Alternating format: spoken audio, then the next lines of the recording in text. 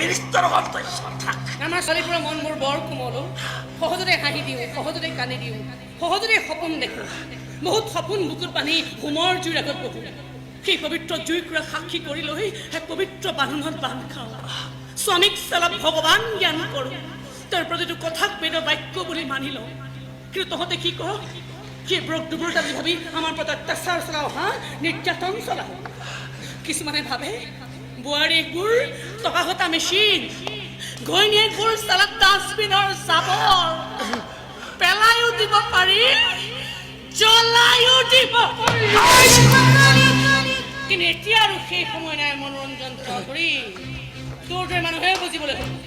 আমি ছোৱালীবোৰে বিনা বজাই থকা সৰস্বতীও হ'ব পাৰোঁ, নাৰায়ণৰ ধৰি পিটিকি থকা লক্ষীও হ'ব পাৰোঁ, আৰু অসুৰৰ মুণ্ড কাটি ৰণচণ্ডী নৃত্য কৰা মা কালিও হ'ব পাৰোঁ। হ'ব নোৱাৰি, হ'ব নোৱাৰি।